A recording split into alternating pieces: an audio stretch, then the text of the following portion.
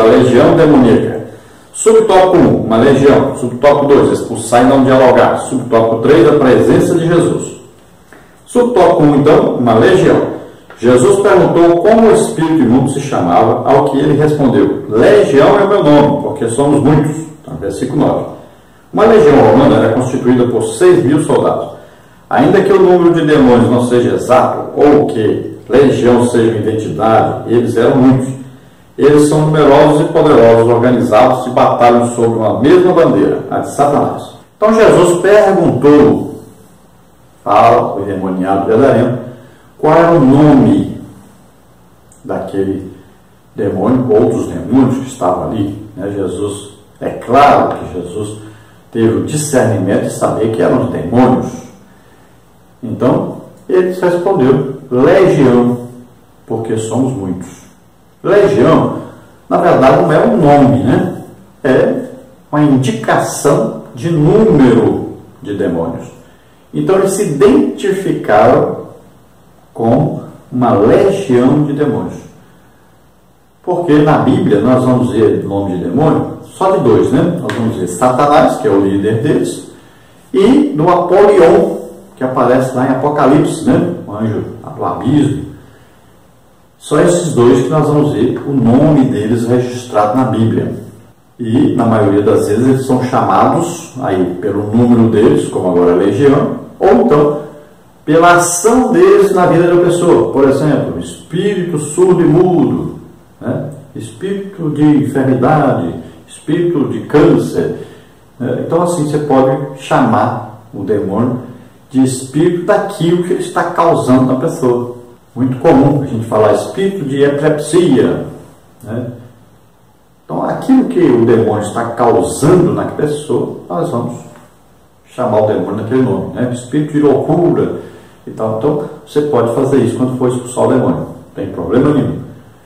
Agora, existem aquelas pessoas que têm um dom de discernimento de espírito, que têm uma especialização na expulsão de demônios, e muitas vezes eles conversam e perguntam o nome de um demônio, o demônio fala, e ele vai então falar com aquele demônio. Então, muitas vezes ele expulsa o demônio dizendo o nome daquele demônio, daquele tipo de demônio. Ele sabe que o nome dele é aquele, pronto.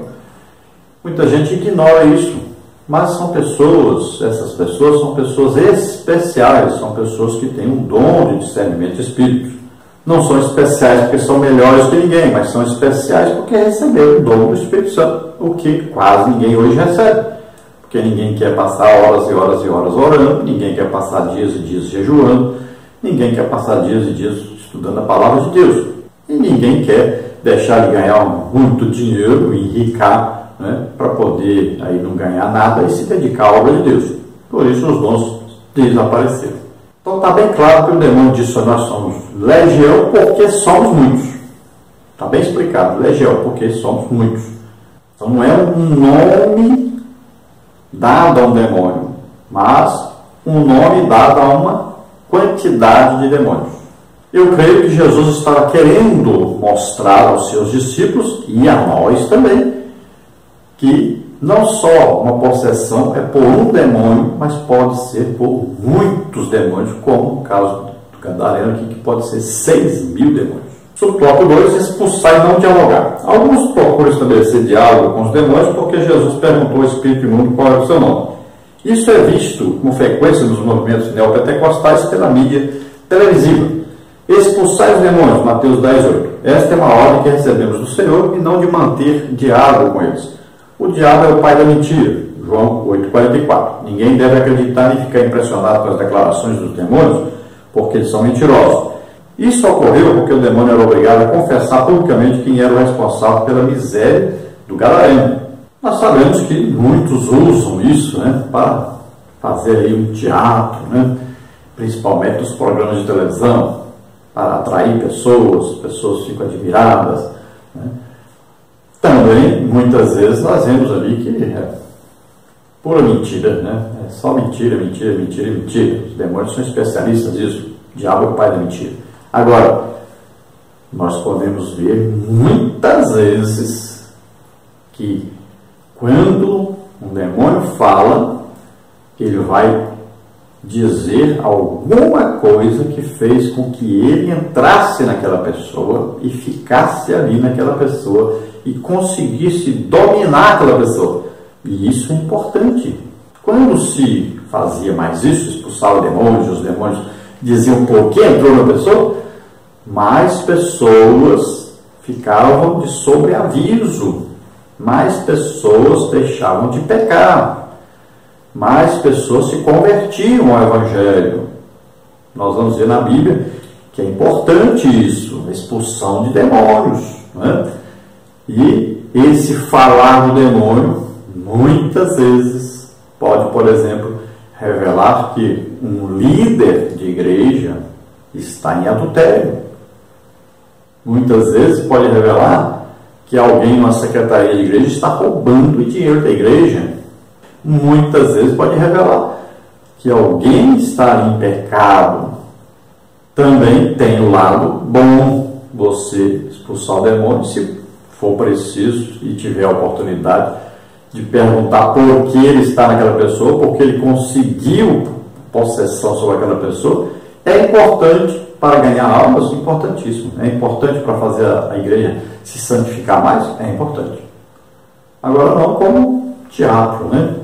Porque nós temos que saber que depois que o demônio fala, a gente vai perguntar à pessoa, né? Chamar a pessoa e falar com ela, ela vai confirmar, olha, realmente assim, eu quero me arrepender, pedir perdão e tal. Aquela pessoa vai ser restaurada e vai servir de testemunho para todos. Quando esse politicamente correto entrou na igreja, aí começou esse negócio aí que não pode mais expulsar o demônio, não pode deixar o demônio falar, né? E aí está igual a política, é o politicamente correto. Isso não existe no Evangelho. Devemos pregar o Evangelho, expulsar demônios e botar o demônio para falar por que possuiu aquela pessoa. Isso é importantíssimo para o Evangelho. Subtópico 3, a presença de Jesus. O poder e a presença de Jesus incomodam o reino das trevas. O espírito imundo perguntou: vieste aqui atormentar-nos antes do tempo? Mateus 8, 29. Isso mostra que a presença de Jesus é um tormento para o reino das trevas e também que esse encontro serviu como prenúncio da condenação final do diabo e seus anjos. Mateus 25, 41. Então esse antes do tempo quer dizer o tempo que eles vão ser lançados no lago de fogo e enxofre. Então ali findou, né, a carreira de Satanás e seus demônios. Então os demônios ficaram preocupados porque Jesus estava ali e eles eram 6.000 demônios. Imagine, 6.000 demônios ali naqueles 2 gadarenos. Numa cidadezinha pequenininha, vamos dizer que se tivesse muito mesmo, tinha umas 100 casas. E um tanto de demônios deles. Imagine o terror que causava aquelas pessoas. Eu nasci em Ervalha, Minas Gerais, hoje tem por volta de 15.000 habitantes, mas na época eu era pequeno, tinha lá por volta de 6.000, 7.000 habitantes. Imagine, quando a gente via uma pessoa endemoniada, era um terror da cidade inteira. Pessoas ficavam sem dormir de noite. Esse tipo de possessão causa terror mesmo na cidade inteira. As crianças então nem conseguem dormir, né, de noite, ficam com medo terrível. As moças, né, ficam aterrorizadas, preocupadas, a família toda preocupada. É uma coisa terrível. Imagine o que aqueles 2 endemoniados aprontavam naquela cidadezinha pequenininha. Era terrível. Mas Jesus chegou, pronto. Mudou tudo. A presença de Jesus muda tudo. Quando você passar horas e horas orando, passar horas e horas na presença de Deus, você vai ver que quando você chegar em algum lugar, vai haver mudança radical em algumas pessoas e você vai ver manifestação de demônio, porque a presença de Jesus está com você, a presença de Deus. Você vai ver isso acontecer. Você vai ver coisas tremendas. Você vai ver pessoas, de repente, que você nem está perto, passou perto e a pessoa cai para o chão endemoniada. Isso acontece muito, mas você precisa estar continuamente na presença de Deus. Então Jesus, quando chega, os demônios estremecem, ficam aterrorizados. E é isso que aconteceu várias vezes onde Jesus esteve, onde, por exemplo, Filipe, né, pregou em Samaria, lá os demônios saiu das pessoas. Paulo pregou, as pessoas ficavam libertas, pegavam os livros de mágicas, queimavam tudo. Uma coisa tremenda, os demônios ficam apavorados, aterrorizados, onde tem um servo de Deus cheio do Espírito Santo, que está ali com a presença de Jesus com ele. Vamos ver aí o tópico 3, o poder de Jesus. Subtópico 1, os demônios sabem quem é Jesus. Subtópico 2, a soberania de Jesus. Subtópico 3, a libertação do oprimido. Subtópico 1, os demônios sabem quem é Jesus. O relato da possessão do Gadareno e de sua libertação é uma amostra do poder absoluto de Jesus até sobre todo o reino das trevas. Os próprios demônios sabem quem é Jesus, Atos 19 e 15, e conhecem a sua procedência. Que temos contigo, Jesus Nazareno, vieste destruí-nos, bem sei que és o Santo de Deus. Marcos 1:24. Eles têm medo de Jesus e estremecem diante dele. Tiago 2:19. Jesus veio para desfazer as obras do diabo. 1 de João 3:8. Os demônios sabem que há um tempo determinado para o juízo divino sobre as hostes infernais e temem por isso. Então, confirmando o que já foi ensinado no subtópico passado, Jesus é conhecido por todo o reino das trevas. Satanás sabe quem é Jesus, os demônios sabem quem é Jesus, e eles procuravam identificar Jesus em toda parte. Jesus muitas vezes libertava a pessoa e dizia: não fale nada. Os demônios começavam a falar e cala a boca, não fala nada, porque eles queriam entregar, eles queriam dizer quem era Jesus, e isso atrapalharia a obra de Jesus, porque Jesus primeiro tinha que treinar os seus discípulos para fundar a igreja. Existia uma tarefa a ser feita, uma tarefa com 3 anos e meio só para ser feita, e Jesus muitas vezes então proibiu os demônios de falar alguma coisa, e até os próprios discípulos, por exemplo, no Monte da Transfiguração, foram proibidos de dizer às pessoas a visão que tiveram do reino de Deus. Então Jesus não queria muito que as pessoas soubessem claramente que ele era realmente o Filho de Deus que estava entre eles, porque isso fazia com que as pessoas o cercassem, estivessem o tempo todo atrás dele, e ele ficava sem poder se movimentar de uma parte para outra, sem poder ensinar mais coisas aos seus discípulos, porque tinha que cuidar do povo, todos doentes, né? Gente morrendo, gente doente por toda parte, e eles o seguiam por toda parte. Se ele atravessasse o mar, eles atravessavam atrás dele, muitas vezes chegava primeiro que ele, em toda parte. Não tinha mais sossego nem para orar direito, tinha que subir um monte, colocar os discípulos para vigiar e cercar o povo. E toda parte o povo estava atrás, porque o povo necessitava muito de ajuda. E eles disseram: nós sabemos quem é você é o Santo de Deus. Eles sabiam, tinham plena consciência, e estavam apavorados, pensando que Jesus poderia então mandá-los para o abismo, onde estavam os demônios em prisão, ou, maior preocupação ainda, será que ele vai nos mandar para o lago de fogo e enxofre já? Então a preocupação deles era esta. Ele tinha poder para fazer isso, então não usou. Por quê? Porque não era tempo ainda de mandar os demônios para o lago de fogo e enxofre. O lago de fogo e enxofre será inaugurado pelo anticristo, né? A besta, o falso profeta. Nós vemos isso em Apocalipse, lá no final da grande tribulação. Satanás só vai depois do milênio, que vai para o lago de fogo e enxofre. Então existe todo um plano traçado, né? Pré-determinado por Deus, e vai ter que se cumprir esse plano. Então Jesus, sabendo disso, não mandou os demônios para o lago de fogo e enxofre, né?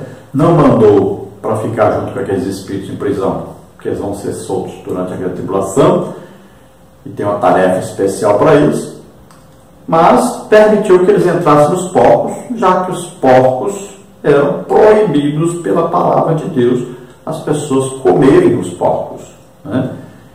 Então ele permitiu que entrassem nos porcos, e os porcos pularam dentro d'água e se afogaram. Com isso, os demoniados ficaram livres e os demônios ficaram vagando.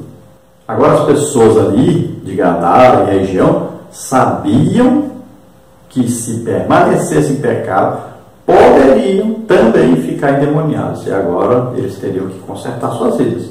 Subtópico 2, a soberania de Jesus. Desta passagem vemos que aqueles demônios, ou pelo menos o porta-voz deles, suplicando, pedindo três coisas: que Jesus não os mandasse para outra região, versículo 10, que não os mandasse para o abismo antes do tempo, Mateus 8:29, e que lhes permitisse entrar na manada de porcos que passavam pelo local na ocasião, versículos 11 e 12. Os demônios não são nada diante do Senhor Jesus. Marcos parece mostrar Satanás e seus demônios como inconvenientes e não como seres todo-poderosos diante de Jesus. Marcos 1:23-26 e 34, 3:11. O inimigo de nossa alma não pode fazer o que quer. Jó 1:12, 2:4-5. Os demônios fizeram esses pedidos porque não podiam resistir ao poder de Jesus. Então veja que 3 pedidos eles fizeram. Eles não mandaram, eles pediram a Jesus. Olha só, pediram. Então eles tinham medo de que Jesus pudesse fazer algo terrível com eles, que era lançá-los no lago de fogo e enxofre, né? Então eles pediram aí para Jesus 3 coisas, né? Eles não queriam sair da região, porque a região era propícia a eles. As pessoas criavam porcos, que era proibido pela palavra de Deus, e estavam acostumados já com eles por aí. Outra coisa, eles não queriam ir para o abismo, ficar com aqueles demônios lá, violentos demais, preparados para serem soltos durante a grande tribulação, e nem queriam ir para o lago de fogo e enxofre. Então eles pediram para Jesus permitir a eles entrarem nos porcos. Veja só, quem está no controle total é Jesus. Então eles queriam permissão de Jesus para sair dos endemoniados gadarenos e entrarem nos porcos que estavam ali perto. Subtópico 3, a libertação do oprimido. A extraordinária libertação do gadareno logo chamou a atenção do povo. Muita gente se reuniu para ver o que havia acontecido, pois a cura repentina do endemoniado era algo espantoso. Encontrar o homem em perfeito juízo vestido junto com Jesus. Lucas 8:34-36. Glorificamos a Deus quando vemos pessoas oprimidas pelo maligno sendo libertadas pelo poder de Jesus. Ele nos delegou essa tarefa. Mateus 10:8, Lucas 10:19-20. Veja bem o que aconteceu. Eles não estavam na cidade, nem muito perto da cidade. Eles estavam à beira do mar. Então, quando Jesus expulsou os demônios do gadareno, o que aconteceu? Ali diz bem claro que foram correndo até a cidade dizer o que havia acontecido.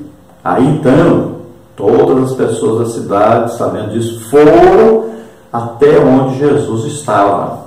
Agora, nós vamos ver a grande surpresa é o que eles fizeram. Eles tiveram a grande surpresa, encontraram o endemoniado liberto. Olha, corria por toda parte, agora estava sentado. Andava nu por toda parte, agora estava vestido. Vivia sem Deus, cheio de demônios, agora estava aos pés de Jesus. É uma mudança radical, foi totalmente liberto.